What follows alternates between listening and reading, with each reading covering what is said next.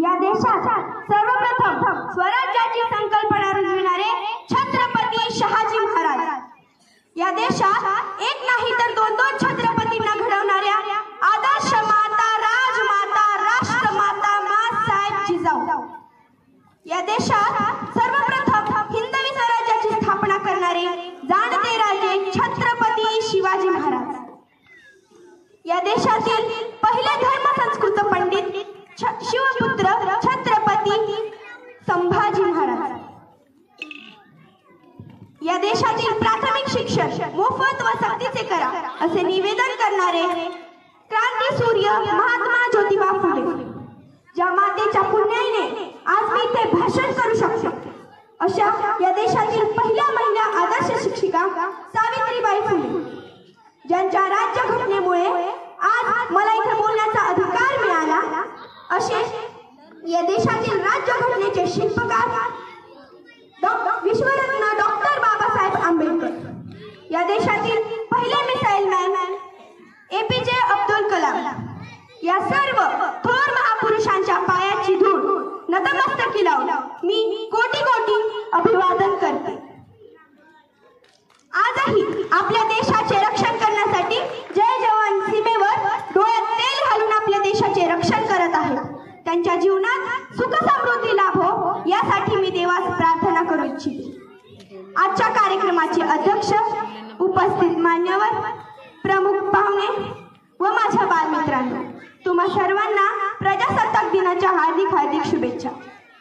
मी श्रुती केशव केदार, इयत्ता 6वीची विद्यार्थिनी, आज आपल्या समोर अशा एका मुद्द्याबाबत बोलणार आहे ज्याचा कोणीही विचार केला नसेल।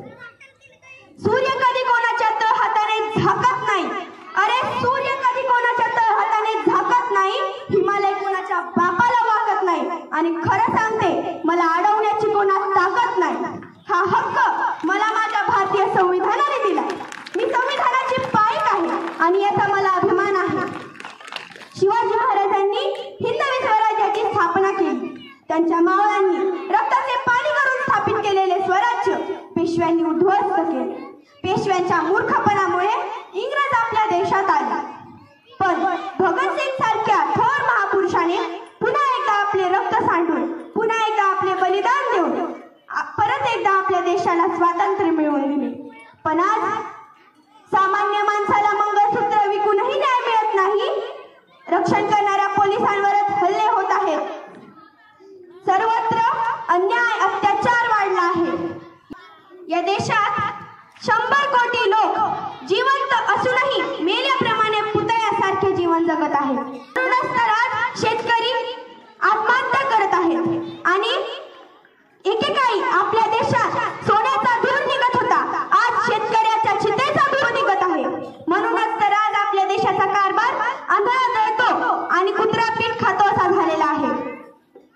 या देशात ग्रामीण भागातील 80% समाज आजही दारिद्र्य रेषेखाली जीवन जगतो आहे। 2 वेळच्या अन्नासाठी वणवण फिरतो आहे, त्याला कुठेही अन्न मिळत नाही। एकीकडे या देशात लाखोंची संपत्ती साठवून ठेवणारे लोक आहेत, लाखोंचे पैसे उडवणारे लोक आहेत, पण या गरीब दारिद्र्य भिकाऱ्यांना कोणी अन्न देत नाही। होय सरकार, आता मी बोलते, ऐका। तुम्हाला जर आमच्या शेतकरी बापाची आत्महत्या थांबवायची असेल तर शेतकऱ्याच्या मालाला योग्य भाव द्या, शेतकऱ्याच्या मुलाला मोफत शिक्षण द्या। 2 तासाच्या पिक्चर मध्ये खांद्यावर करून झुकेगा नहीं साला म्हणणारा पुष्पराज जर तुम्हाला हिरो वाटत असेल तर खांद्याचे साल्टे निघेपर्यंत शेतात राबणारा शेतकरी तुम्हाला सुपर हिरो वाटला पाहिजे, अशी व्यवस्था निर्माण करा सरकार। एवढे बोलून मी माझे भाषण संपवते। जय हिंद, जय भारत, धन्यवाद।